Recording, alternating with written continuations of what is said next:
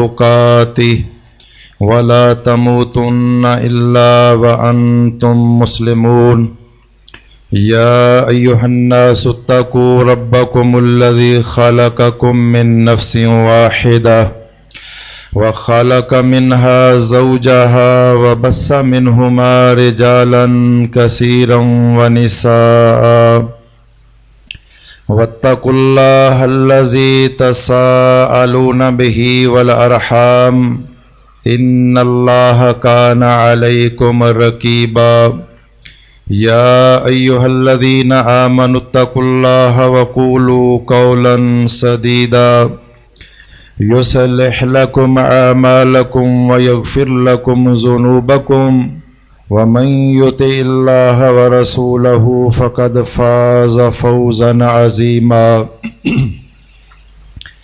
أما بعد فإن خير الحديث كتاب الله وخير الهدي هدي محمد صلى الله عليه وسلم وشر الأمور محدثاتها وكل محدثة بدعة وكل بدعة ضلالة وكل ضلالة في النار أعوذ بالله السميع العليم من الشيطان الرجيم من همزه ونفخه ونفسه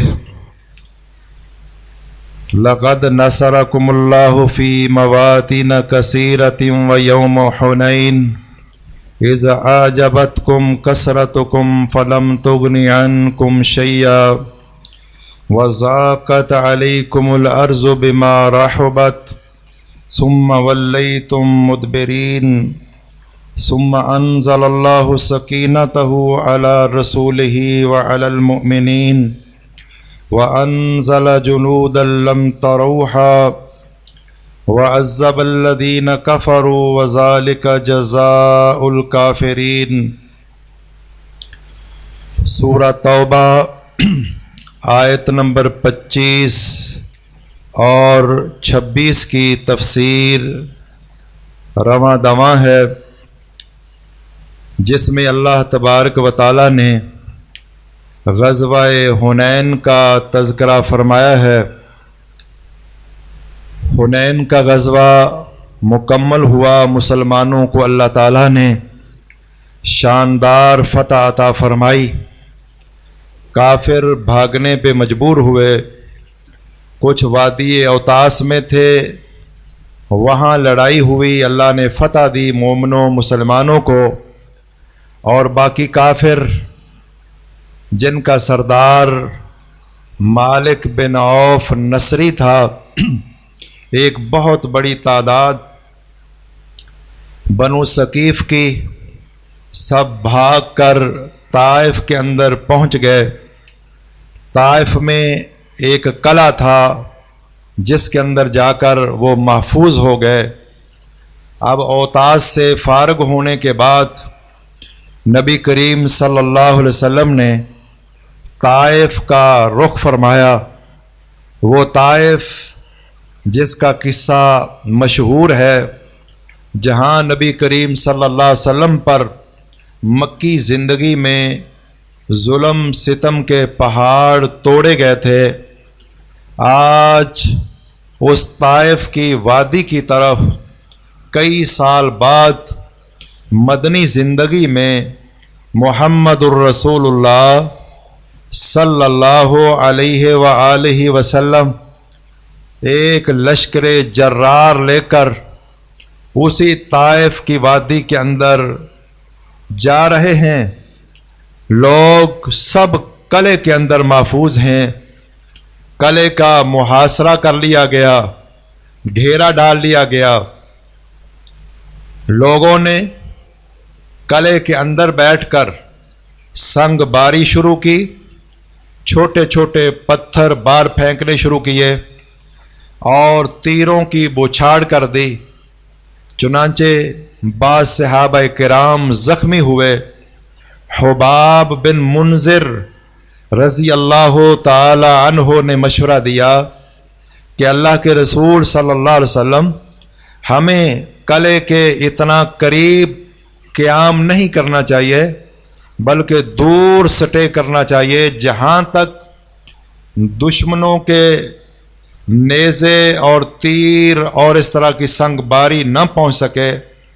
नबी करीम सल्लल्लाहु अलैहि वसल्लम ने यह मशवरा कबूल फरमाया और एक जगह पर फ़ौज को इकट्ठा किया जहाँ आज एक मस्जिद बनी हुई है, जिस मस्जिद का नाम मस्जिद इब्ने अब्बास रज़ी अल्लाह ताला अन्हो है। इब्ने अब्बास नाम उनका अब्दुल्ला है। आपके चचा के बेटे अब्दुल्लाह बिन अब्बास के नाम पर आज ताइफ में जिस जगह पर मस्जिद मौजूद है, उस जगह पर सहाबा किराम का लश्कर वो ठहरा था और पड़ाव किया था। ये पड़ाव ताइफ के किले का कितने दिन बाकी रहा, तो बास रिवायात के मुताबिक 13 या उससे ज़ायद दिन, बाज़ रिवायात के मुताबिक 23 या उससे ज़ायद दिन, और बाज़ रिवायात के मुताबिक 1 महीना।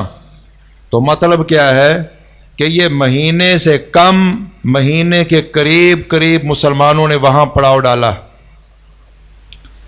और नबी करीम सल्लल्लाहु अलैहि वसल्लम से इस जगह पर जिहाद का एक नया सिलसिला और एक नए असले का आगाज़ किया गया है। उस नए असले में से अब दुश्मन जो है वो किले के अंदर मौजूद है, मजबूत दीवारें हैं और अंदर महफूज जगह हैं। मुसलमान खुले मैदान के अंदर हैं और लड़ाई इंतहाई मुश्किल है। नबी करीम सल्लल्लाहु अलैहि वसल्लम ने एक असलहा सीरत की किताबों में मौजूद है, मंजनीक, कि जिसके अंदर बड़े पत्थर फेंक कर दूर से फेंके जाएं, यानी गोले जिस तरह आज होते हैं, ताकि किले की दीवार टूटे और शगाफ बने और मुजाहिदीन अंदर दाखिल हों, या कोई अंदर भी इस तरह पत्थर फेंके जाएं कि दुश्मनों को नुकसान हो। मंजनीक का आगाज़ ग़ज़वा-ए ताइफ के अंदर हुआ था। बल्कि अगर हम जदीद अल्फाज में कहें तो एक और असलहा जिसे आज जदीद ज़ुबान में टैंक कहा जाता है, उस दौर में एक सादा सा टैंक वो भी तैयार किया गया जिसे अरबी ज़ुबान में दब्बाबा कहा जाता है। लेकिन आज का टैंक और वो टैंक बहुत बड़ा फ़र्क था। लकड़ी लगाकर उसके अंदर एक गाड़ी तैयार करके उसके ऊपर एक चमड़ा लगाकर कि ताकि उसके अंदर फ़ौजी सवार होकर वो किले के करीब जाएं और अंदर से अगर कोई संगबारी करे या कोई तीरों की बुछाड़ करे तो तीर उन मुजाहिदीन को नुकसान ना पहुंचा सकें और वो किले के करीब पहुंचकर दीवारों को शगाफ करके अंदर दाखिल हो सकें या किसी ज़रिए से। उस मौके के ऊपर दब्बाबा, जिसे आज जदीद ज़ुबान में टैंक कहते हैं, उस दौर का ये सादा सा टैंक ये भी तैयार किया गया। और सहाबा किराम ग़ज़वे के लिए और जिहाद और क़िताल के लिए जब आगे बढ़े तो दुश्मन ने आगे से लोहे के तख्ते उन्हें पिघलाकर सहाबा किराम पर फेंका, जिसकी वजह से वो टैंक जो है वो काम न कर सका और जो चमड़े का ऊपर वाली छत थी वो इस तरह जलने लगी और सहाबा किराम को नुकसान हुआ। इस तरह कई रोज़ ये 15, 13 से ज़ायद या 23 और उससे ज़ायद या महीने के करीब ये मुहासरा रहा। नबी करीम सल्लल्लाहु अलैहि वसल्लम ने एक दिन ख्वाब देखा। ख्वाब क्या है? असल में अल्लाह के फ़ैसले हैं कि अल्लाह तबारक व तआला चाहता था कि ताइफ के लोग, आज वो वक्त आने वाला है जब ये खुद चलकर रसूलुल्लाह सल्लल्लाहु अलैहि वसल्लम के कदमों में पहुँचेंगे और जाकर कलमा शहादत पढ़ेंगे। आज वो मगलूब न हो, ग़ुलाम और लौंडी न बने, बल्कि कल को खुद ये रसूलुल्लाह के खादम बने। अल्लाह की हिकमत, अल्लाह के रसूल सल्लल्लाहु अलैहि वसल्लम ने फरमाया, सीरत इब्ने हिशाम के अंदर मौजूद है कि नबी करीम सल्लल्लाहु अलैहि वसल्लम को ख्वाब आया। ख्वाब के अंदर ایک بہت بڑا پیالہ آپ کے سامنے پیش کیا گیا. پیالے کے اندر مکھن ہے اور ایک مرغ اس نے چونچ مار کر اس پیالے کو گرا دیا ہے اور مکھن کو اونڈیل دیا ہے. نبی کریم صلی اللہ علیہ وسلم نے یہ خواب ابو بکر صدیق رضی اللہ تعالی عنہ کو سنایا کہ مجھے یہ خواب آیا ہے کہ ایک بہت بڑا پیالہ میرے ہاتھ کے اندر تھمایا گیا ہے اور اس پیالے میں مکھن ہے. ایک مرغ نے چونچ مار کر اس سب کو اونڈیل دیا ہے, ضائع کر دیا ہے. ابو بکر صدیق نے فرمایا اللہ کے رسول صلی اللہ علیہ وسلم اس خواب کی تعبیر یہ ہے کہ ابھی ہم ان پر غلبہ نہیں پا سکتے. اللہ کے رسول نے بھی فرمایا میں نے بھی اس خواب کی یہی تعبیر دیکھی ہے کہ ابھی ہم ان پر غالب نہیں ہو سکتے.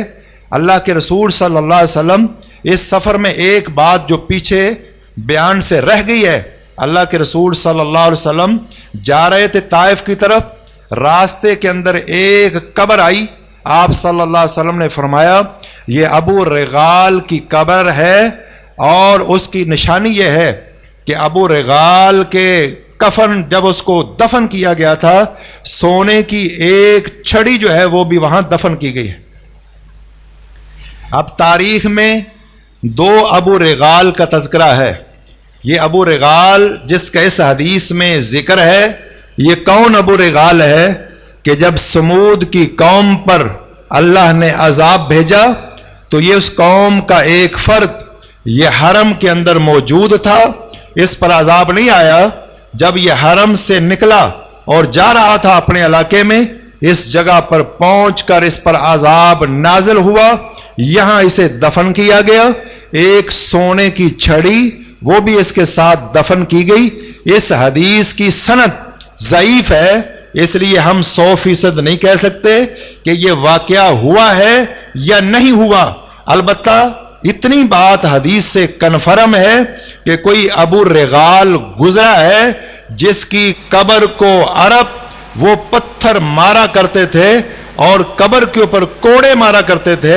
مسند امام احمد بن حنبل کے اندر 4631 نمبر حدیث ہے. اب ابو رغال تاریخ کے اندر دو ہوئے ہیں.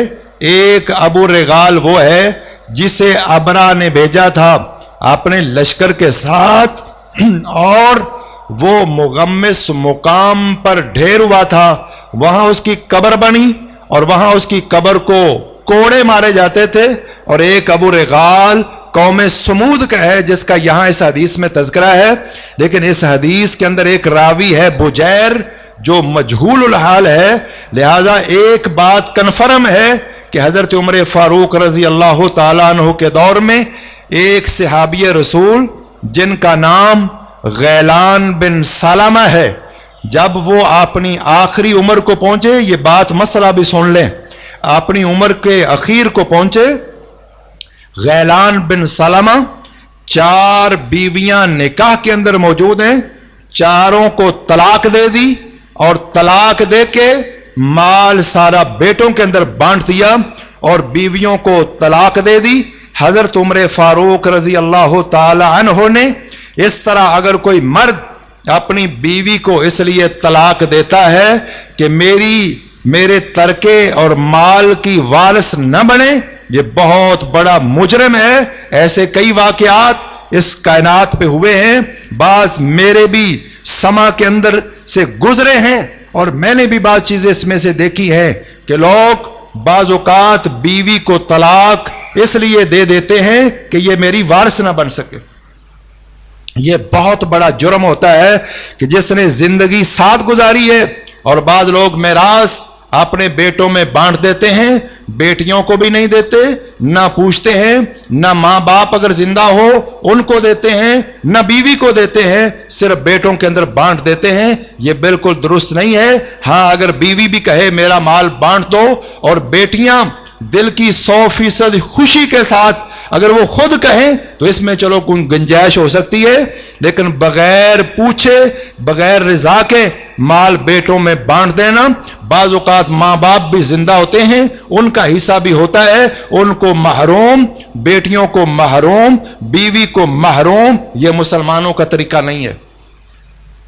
ذکر کر رہا تھا کہ مسند امام احمد بن حنبل کے اندر 4631 نمبر حدیث ہے، حضرت عمر فاروق کو پتا چلا کہ غیلان بن سلامہ نے اپنی 4 بیویوں کو طلاق دے دی ہے اور طلاق دے کے مال بیٹوں کے اندر بانٹ دیا ہے۔ حضرت عمر فاروق رضی اللہ تعالیٰ عنہ نے فرمایا مجھے لگتا ہے کہ شیطان آسمان دنیا سے جو خبریں چراتے ہیں، کسی شیطان نے خبر چرائی ہے کہ تیری موت قریب ہے، پھر شیطان نے تجھے الہام کیا ہے کہ تیری موت قریب آ گئی ہے، تو نے اپنی بیویوں کو محروم کرنے کے لیے طلاق دے دی ہے، بیٹوں کو مال جو ہے وہ دے دی ہے۔ فرمایا اللہ کی قسم اگر تو نے اپنی بیویوں سے رجوع نہ کیا، واپس اپنے نکاح میں نہ رکھا اور مال جو ہے اس کو اپنے بیٹوں سے واپس نہ لیا کہ سب ورثاء میں تقسیم ہو، اور بیویوں سے رجوع نہ کیا، تو میں تجھے اس طرح تیری قبر کو کوڑے ماروں گا جس طرح ابو رغال کی قبر کو کوڑے مارے جاتے ہیں۔ مسند احمد بن حنبل کی یہ حدیث بالکل صحیح ہے۔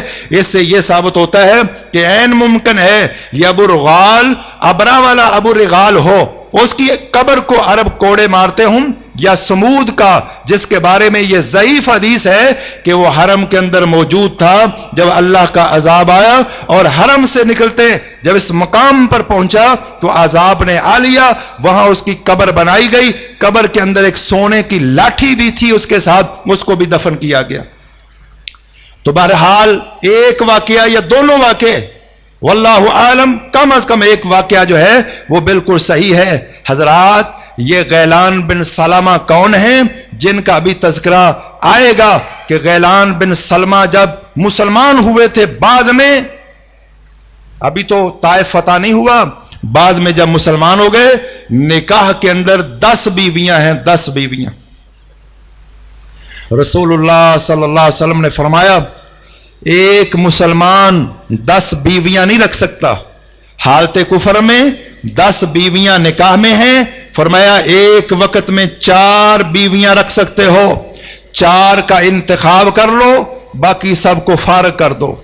تو غیلان بن سلمہ نے 4 بیویوں کو رکھ لیا اور باقی سب کو فارغ کر دیا، اور حضرت عمر فاروق کے دور میں انہوں نے 4 کو طلاق دے دی اور مال بیٹوں میں بانٹ دیا تھا اپنی آخری عمر میں جس کے بارے میں حضرت عمر فاروق نے فرمایا تھا ضرور بالضرور اپنی بیویوں سے رجوع کرو گے، مال کو واپس لو گے، ورنہ میں تمہاری قبر کو اس طرح کوڑے ماروں گا جس طرح ابو رغال کی قبر کو کوڑے مارے گئے۔ اس لیے شریعت جو ہے ہر کس و ناقص کے اوپر جو ہے اس کو لاگو کیا جاتا ہے۔ اللہ کے رسول صلی اللہ علیہ وسلم نے طائف کے موقع پہ اعلان کر دیا، محاصرے کے دوران یہ کئی دن جنگ جاری رہی ہے، وہ اندر محفوظ ہے، اندر سے پتھراؤ ہے اور اندر سے تیروں کی بوچھاڑ ہے، مسلمان باہر ہیں۔ اللہ کے رسول صلی اللہ علیہ وسلم کو خواب بھی آیا ہے، اسی طائف کے موقع پہ پیارے پیغمبر صلی اللہ علیہ وسلم نے اعلان کر دیا کہ جو غلام طائف کے قلعے سے نکل کر ہمارے پاس آئے گا ہم اس کو آزاد کر دیں گے اور وہ کسی کا مال نہیں ہوگا۔ اللہ کے نبی صلی اللہ علیہ وسلم کا یہ اعلان سن کر 23 افراد، صحیح بخاری کی حدیث کے مطابق 23 افراد جو ہیں وہ باہر چھلانگیں لگا کے قلعے سے باہر آ گئے، مسلمان ہو گئے اور اللہ کے رسول نے سب کو آزاد کر دیا۔ ان 23 غلاموں میں ایک غلام کا نام ابو بکرہ ہے، ابو بکرہ رضی اللہ تعالیٰ عنہ، نفع بن حارث رضی اللہ تعالیٰ عنہ ہیں۔ تو اللہ کے رسول صلی اللہ علیہ وسلم جب یہ لوگ بعد میں مسلمان ہو کر آئے تو کہنے لگے جی ابو بکرہ ہمارا غلام ہے، ہمیں واپس دے دو۔ اللہ کے رسول نے فرمایا نہیں، وہ مسلمان ہو چکے ہیں اور تم سے بھاگ کر آ گئے، مسلمان ہو گئے، اب کسی غلام کو دوبارہ جو آزاد ہو گیا ہے اسے غلام نہیں بنایا جا سکتا۔ گویا کہ طائف کی لڑائی میں 23 غلاموں کو یہ فائدہ پہنچا کہ وہ آزاد بھی ہو گئے اور اللہ تبارک و تعالیٰ نے اسلام کی نعمت سے مالا مال بھی کر دیا۔ اللہ کے رسول صلی اللہ علیہ وسلم نے خواب دیکھا، ابو بکر نے تعبیر کی، خود تعبیر کی، معاویہ بن نوفل دیلی ایک بہت ماہر شخص سے فرمایا مشورہ دیجئے۔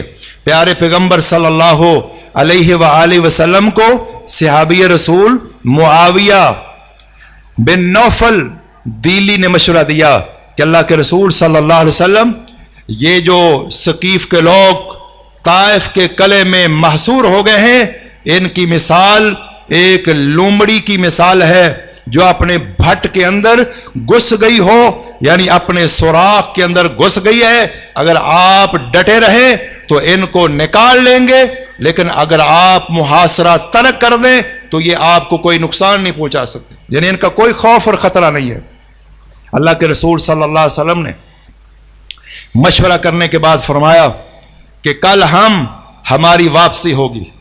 صحابہ کرام رضوان اللہ علیہ اجمعین میں سے بعض نے فرمایا اللہ کے رسول صلی اللہ علیہ وسلم، کیا ہم واپس پلٹ جائیں گے اس حال میں کہ ابھی طائف فتح نہیں ہوا؟ رسول اللہ صلی اللہ علیہ وسلم نے فرمایا ٹھیک ہے، حملہ کر دیجئے۔ صحابہ کرام حملے کے لیے گئے۔ جب حملہ ہوا، ادھر سے لوہے کے تختے پگھلا کر انہوں نے مسلمانوں کے خلاف شدید حملہ کیا، جس میں بہت سے صحابہ کرام زخمی ہوئے۔ اب پہلے نبی کریم صلی اللہ علیہ وسلم نے فرمایا تھا کہ ہم واپس جا رہے ہیں۔ اب صحابہ کرام کے ذہن میں یہ بات آئی کہ فتح کیے بغیر واپس نہیں جانا چاہیے۔ اب نبی کی بصیرت کو کون پہنچ سکتا ہے؟ کیونکہ اللہ تبارک و تعالی جس کو نبوت پہ فائز کرتا ہے وہ کائنات کا سب سے بڑا دانشور ہوا کرتا ہے۔ لیکن صحابہ کرام نے جب کہا کہ ہم فتح کے بغیر واپس جائیں، آپ صلی اللہ علیہ وسلم نے اجازت دے دی۔ جب حملہ کیا، نقصان ہوا، واپس پلٹے، طائف فتح نہیں ہوا۔ اللہ کے نبی صلی اللہ علیہ وسلم نے اعلان فرمایا کل ہم واپس جا رہے ہیں۔ صحابہ کرام نے فوراً کہا جو کہہ رہے تھے حملہ ہونا چاہیے، فرمایا بالکل ٹھیک ہے۔ نبی کریم صلی اللہ علیہ وسلم نے مسکرانا شروع کر دیا، ہنس دیے کہ پہلے کہہ رہے تھے کہ حملہ اور فتح کیے بغیر واپس جائیں، ابھی سمجھ آ گئی، کیونکہ جب نقصان ہوا کہ نبی کریم صلی اللہ علیہ وسلم کے ہر فرمان میں خیر ہے، اور ہمارا وہ جذبہ جہاد، وہ ہماری لغزش تھی، اور نبی صلی اللہ علیہ وسلم کا فیصلہ وہ بہترین تھا۔ چنانچہ رسول اللہ صلی اللہ علیہ وسلم واپس پلٹے۔ اسی موقع پر صحابہ کرام کو جب زخم لگ رہے ہیں، طائف فتح نہیں ہو رہا، صحابہ کرام آئے اللہ کے رسول کے پاس، اللہ کے رسول صلی اللہ علیہ وسلم دعا کر دیجئے اللہ ثقیف کے لوگوں کو تباہ و برباد کر دے۔ اللہ تبارک و تعالی ثقیف کے لوگوں کو تباہ و برباد کر دے۔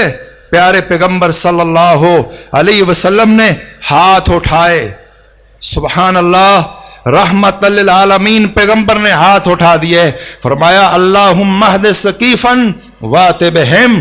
صحابہ آئے تھے، آپ ان کے خلاف دعا کر دیجئے۔ اللہ کے رسول نے فرمایا اے اللہ ثقیف قبیلے والوں کو ہدایت دے دے، وات بہم، اور انہیں مسلمان کر کے میرے پاس لے آ۔ آپ سے ان کے خلاف دعا نہیں کی، بلکہ ان کے حق میں دعا فرما دی، اے اللہ انہیں ہدایت دے دے اور مسلمان بنا کے ان کو میرے پاس لے آیا۔ نبی کریم صلی اللہ علیہ وسلم نے محاصرے کو ختم فرمایا۔ ادھر صحابہ کرام کا ایک گروہ جعیرانہ کے مقام پر آپ صلی اللہ علیہ وسلم نے مقرر فرمایا تھا، 30,000 اونٹ، 40,000 بکریاں، 6,000 قیدی اور 4,000 اوقیہ چاندی جو ہے، یہ سارا ساز و سامان جعیرانہ، یہ مدینہ مکہ سے باہر ہل کے اندر ایک جگہ ہے جہاں سے آج بھی لوگ وہاں جا کر احرام باندھ کے واپس آ کر عمرہ کرتے ہیں۔ کچھ مسجد عائشہ سے کرتے ہیں، کچھ جعیرانہ سے کرتے ہیں کہ وہ بھی حرم سے باہر ہے۔ سارے لوگ، یہ قیدی، یہ اونٹ، یہ بکریاں، یہ مال غنیمت، صحابہ کرام کی سکیورٹی، ایک بہت بڑی سکوٹی یہاں پر موجود ہے، اور ادھر طائف کا محاصرہ کرنے کے بعد، فارغ ہونے کے بعد اللہ کے رسول صلی اللہ علیہ وسلم واپس آ رہے ہیں۔ اللہ کے رسول صلی اللہ علیہ وسلم کو سراقہ بن مالک بن جوشم رضی اللہ تعالیٰ عنہ، پیارے پیغمبر جعیرانہ کی طرف جا رہے ہیں، یعنی واپس مکے کی طرف آ رہے ہیں۔ سراقہ بن مالک کون ہے؟ جب پیارے پیغمبر ابو بکر صدیق رضی اللہ عنہم اجمعین صلی اللہ علیہ وسلم جب آپ ہجرت کر کے جا رہے تھے، سراقہ نبی صلی اللہ علیہ وسلم کو قتل کرنے کے لیے گھوڑی لے کر دوڑا تھا۔ گھوڑی زمین میں دھنسی تھی، ایک بار نہیں، 2 بار 3 بار پھر معافی مانگی تھی۔ پھر نبی صلی اللہ علیہ وسلم سے ایک رکا چمڑے کے ٹکڑے پر اپنے لیے عہد نامہ اور ایک پیمان کہ کل آپ اگر اس سارے علاقے کے بادشاہ ہوں، سارا علاقہ آپ کے زیر سرنگوں ہو، زیر سلطنت ہو، آپ مجھے کچھ نہیں کہیں گے۔ سراقہ آگے بڑھے، سیکورٹی گارڈ صحابہ کرام تیروں کی نوک کے ساتھ اس طرح چونکے لگا رہے ہیں کہ پیچھے ہٹو، وہ آگے بڑھے، رکا دکھایا پیارے پیغمبر صلی اللہ علیہ وسلم کو، میں سراقہ بن مالک بن جوشم ہوں، آپ نے جب ہجرت کر کے جا رہے تھے مجھے امان دی تھی، لہذا مجھے آپ امان دے دیں۔ فرمایا جاؤ، آج عہد پورا کرنے کا دن ہے، وفاداری کرنے کا دن ہے، میں نے آپ کو امان دے دی ہے۔ اس وقت کلمہ شہادت پڑھ کے سراقہ بن مالک بن جوشم رضی اللہ تعالیٰ عنہ بھی مسلمان بن گئے۔ اللہ تبارک و تعالیٰ تمام صحابہ کرام پر کروڑوں رحمت نازل فرمائے۔ وما توفیقی الا باللہ، سبحان ربک رب العزت عما یصفون وسلام علی المرسلین والحمد للہ۔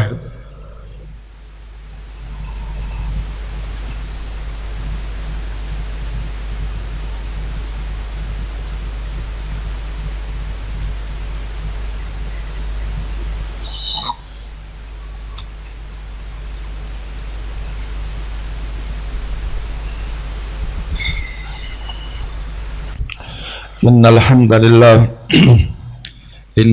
لله نحمده ونستعينه ونستغفره ونعوذ بالله من شرور أنفسنا ومن سيئات أعمالنا من يهده الله فلا مضل له ومن يضلل فلا هادي له أشهد أن لا إله إلا الله وحده لا شريك له وأشهد أن محمدا عبده ورسوله۔ نبی کریم صلی اللہ علیہ وسلم طائف کو اسی طرح چھوڑ کر بغیر فتح کیے، کیونکہ اس میں اللہ کی طرف سے حکمت تھی، آپ واپس پلٹے۔ جعیرانہ مقام یہ حرم سے باہر ہے، جہاں سب قیدی، اونٹ اور بکریاں، سب مال غنیمت صحابہ کرام کی سیکورٹی کے اندر موجود تھا۔ آپ صلی اللہ علیہ وسلم وہاں واپس تشریف لائے، اور جعیرانہ کے مقام پر صحیح بخاری کی حدیث کے مطابق آپ صلی اللہ علیہ وسلم نے 13 دن یا 13 دن سے زیادہ آپ نے وہاں سٹے فرمایا، قیام فرمایا، واپس مکہ مکرمہ نہیں آئے۔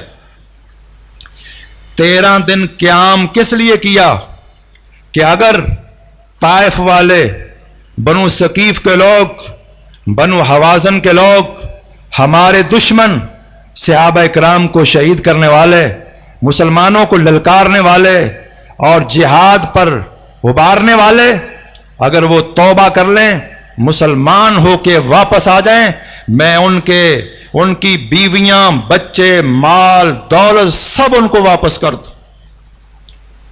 13 دن سٹے کرنے کے بعد، انتظار کرنے کے بعد بنو ثقیف کے لوگ نہیں آئے، بنو حوازن کے لوگ نہیں آئے۔ پیارے پیغمبر صلی اللہ علیہ وسلم نے اب مال صحابہ کرام میں بانٹنا شروع کیا ہے، جس مال کی مقدار آپ سن چکے ہیں، 24,000 اونٹ ہے، 24,000 اونٹ، 40,000 بکریاں ہیں، 6,000 قیدی ہیں، اور 4,000 اوقیہ چاندی ہے۔ ایک اوقیے کے اندر 40 درم ہوتے ہیں، 1,60,000 یہ درم بنتے ہیں۔ ایک درم 2.2 975 ग्राम का है। अगर आप अंदाजा लगाएं, कैलकुलेशन करें, 11.90 मन यानी तकरीबन 4 किलो कम 12 मन चांदी बनती है। अल्लाह के रसूल सल्लल्लाहु अलैहि वसल्लम ने अब माल सहाबा इकराम में बांटना शुरू कर दिया है। हजरात, यहां से आगे जो वाकयात हैं, जब भी इंसान पढ़ता है उसके रोंगटे खड़े हो जाते हैं, बल्कि आंखों से आंसू जारी हो जाते हैं। ये अगले जुमे में इंशाल्लाह इसको कोशिश करेंगे कि मुकम्मल हो जाए वाकया। अल्लाह के रसूल सल्लल्लाहु अलैहि वसल्लम ने अंसार के लोगों को छोड़ दिया है, उनको सुपुर्द कर दिया उनके ईमान की। कि अंसार का ईमान, उनका तकवा, परहेजगारी बड़ी अजीम है, उन्हें 1 टका भी ना मिला, कोई हर्ज नहीं। लेकिन यार जो नए नए लोग मुसलमान हुए हैं और खुसूसन कबीलों के सरदार हैं, वो मोमिन तो हो गए हैं। साल हा साल से मुसलमानों के खिलाफ वो मार का जन रहे और मार का आरा रहे, और उनके बेटे कत्ल हुए, भाई कत्ल हुए, बाप कत्ल हुए, नाने कत्ल हुए, और बड़ा माली नुकसान उनको पहुंचा। नबी करीम सल्लल्लाहु अलैहि वसल्लम चाहते थे आज उनके दिल में अगर कोई मैल बाकी रह गया है और इस्लाम अगर दिल की गहराइयों में नहीं उतरा, तो उसका एक तरीका जो है वो माल भी है, ताकि हम उनके दिल के अंदर जो कोई कजी बाकी है उसको सीधा करके ये सारे लोग इस्लाम के अंदर मिनवान 100% दाखिल हो जाएं। प्यारे पैगंबर सल्लल्लाहु अलैहि वसल्लम ने अबू सुफियान बिन हर्ब रजी अल्लाह ताला अन्हो, नबी के ससुर हैं, 100 ऊंट दिया है, और उस मौके पे मुसलमान हुए हैं। फतह मौके के मौके पर नबी के चचा के बेटे अबू सुफियान बिन हारिस हैं, जिन्होंने नबी सल्लल्लाहु अलैहि वसल्लम की खच्चर की मुहार को गज़वाए हुनैन में पकड़कर आपका दिफा कर रहे थे। 100 ऊंट दिया है। अकरा बिन हाबिस को 100 ऊंट दिया है। उयैना बिन हिसन को 100 ऊंट दिया है। अलकमा बिन उलासा को 100 ऊंट दिया है। हकीम बिन हिजाम को 100 ऊंट दिया है, जिनके बारे में आप सुन चुके। अल्लाह के रसूल ने 100 ऊंट दिया, फरमाया मुझे और दीजिए। 100 और ऊंट दिया, फरमाया और दीजिए। अल्लाह के रसूल ने 100 और ऊंट दिया।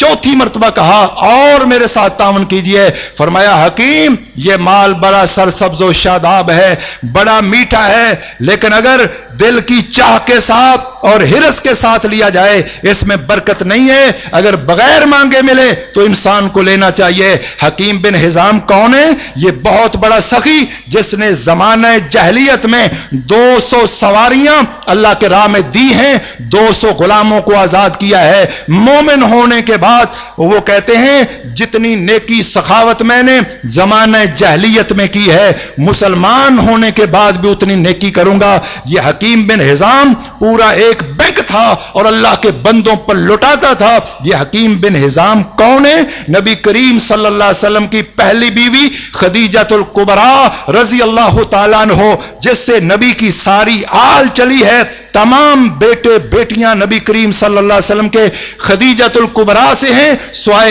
एक बेटे इब्राहिम के, वो मारिया किबतिया से है, जो आपके हरम में आपकी उम्मे वलद लौंडी हैं। बचपन में फौत हो गए इब्राहिम, बाकी सारी औलाद खदीजतुल कुबरा से हुई है। हकीम बिन हिजाम हजरत खदीजतुल कुबरा के भाई हिजाम के बेटे हैं, और ये हजरत खदीजा के भतीजे लगते हैं। ये वही हकीम बिन हिजाम हैं जिन्होंने जैद बिन हारसा को खरीद कर खदीजतुल कुबरा को गुलाम के तौर पर दिया था। नबी करीम सल्लल्लाहु अलैहि वसल्लम को हिबा हुए, नबी सल्लल्लाहु अलैहि वसल्लम ने मुंह बोला बेटा बनाया है।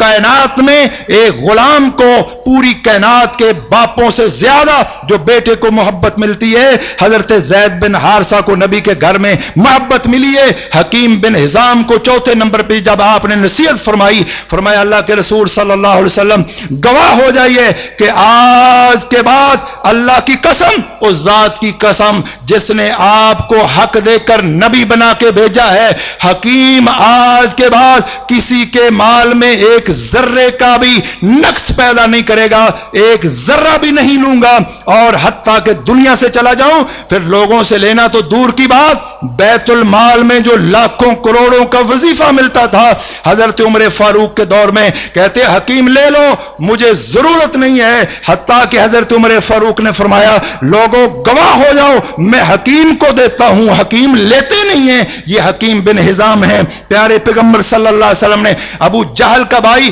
حارث بن ہشام ہے، صحابی رسول ہے، شروع کا ہے، 100 اونٹ دیا ہے، سہیل بن عمر کو 100 اونٹ دیا ہے، صفوان بن امیہ جو حضرت بلال کا ان کا باپ آقا تھا، ظلم کیا کرتا تھا، بیٹے کا نام صفوان ہے، جس نے نبی صلی اللہ علیہ وسلم نے زریں بھی لی ہیں اور مال درم بھی لیے ہیں غزوہ حنین کی تیاری کے لیے۔ اللہ کے نبی نے 100 اونٹ، بعض روایات میں سے بھی زیادہ ہے، ابھی یہ مسلمان نہیں ہوئے تھے پھر مسلمان ہوئے ہیں، فرماتے ہیں پہلے نبی صلی اللہ علیہ وسلم سے زیادہ مجھے کوئی مبغوض نہیں تھا، جب اللہ کے نبی نے مال دیا ہے اب نبی سے زیادہ کائنات میں مجھے کوئی پیارا نہیں رہا ہے۔ اور نبی صلی اللہ علیہ وسلم کی حکمت عملی یہ تھی کہ ان لوگوں کے دل میں اگر کوئی کجی رہ گئی ہے اتنا مال دیا جائے، حتیٰ کہ ایک بادیہ نشین آیا آ کر کہا اللہ کے رسول مجھے مال دے دیجئے، پیارے پیغمبر نے 2 پہاڑوں کے درمیان وادی میں جتنی بکریاں ہیں فرمایا ساری لے جاؤ، وہ گھر لے گیا، اسی موقع پہ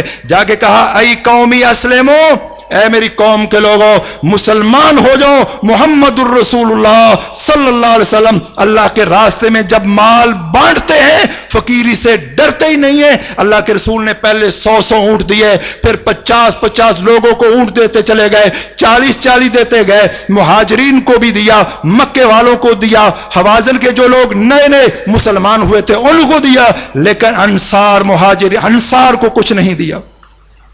پیارے پیغمبر صلی اللہ علیہ وسلم نے یہ سارا مال جو ہے صحابہ کرام کے اندر بانٹ دیا ہے، اور خود پیارے پیغمبر اور غلام اور لونیاں صحابہ کرام کے اندر تقسیم کر دی۔